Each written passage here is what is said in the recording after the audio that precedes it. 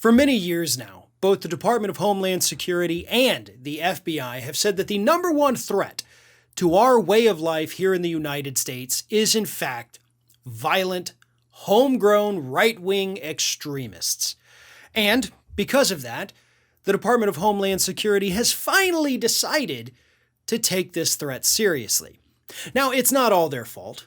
Obviously, during the Trump years, there was a stigma with the administration not wanting Homeland Security to refer to these individuals as terrorists.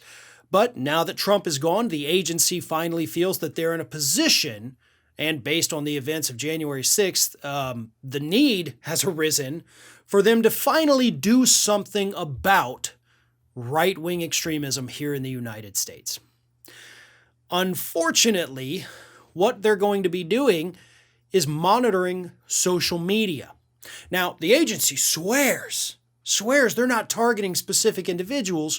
What they're going to have is a team of actual humans, not bots, not algorithms, looking at posts, just the themes of posts, just to see what's kind of spreading around out there, and then use that to see if there's any particular individuals that they need to be monitoring.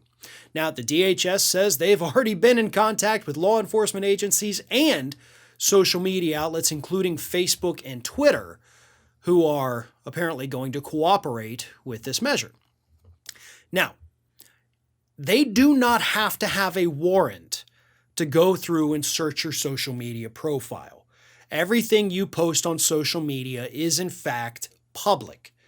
So law enforcement, DHS, FBI, whoever it is, they can go through your Facebook feed, they can go through your Twitter feed, and you pretty much can't stop them. They're allowed to do that because it is public.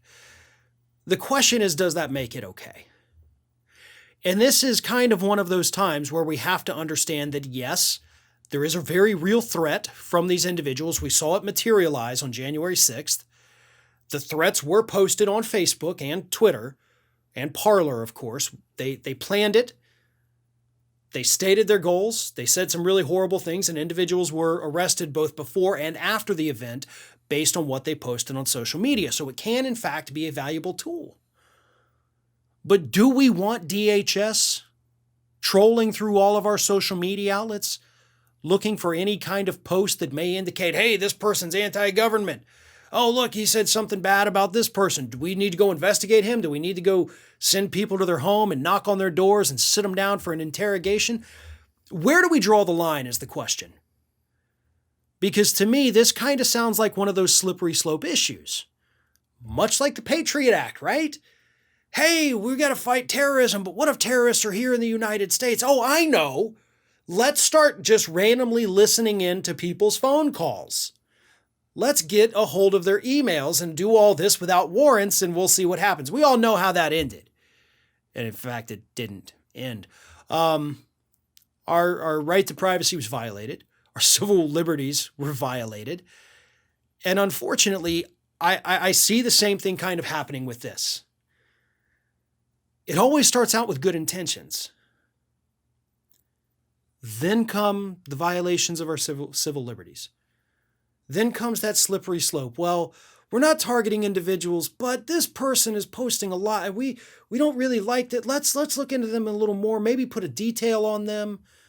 Maybe stake out their home. Maybe see if you see where it goes. And yes, there are plenty of extremists out there posting their goals on social media. So you do have to take the risk seriously.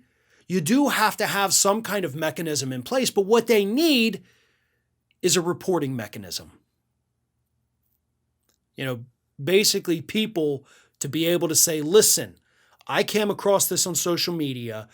I need to be able to go to some kind of DHS platform here and report this. We don't need them going willy-nilly through everybody's social media posts, seeing what they may or may not deem to be a threat. A reporting system, I feel, might be a little bit more accurate, especially if you have humans, not bots, going through it who can determine, no, this is clearly sarcasm. Nope, this is a genuine threat. But I don't know. I don't even know if that system would work properly. The threat is real, and the threat has to be addressed. I just don't know if the DHS, what they're planning to do, is going to do that. I feel like this might be one of those instances where they kind of curtail all our rights just to give us a little bit of security. And I don't know that I'm okay with that.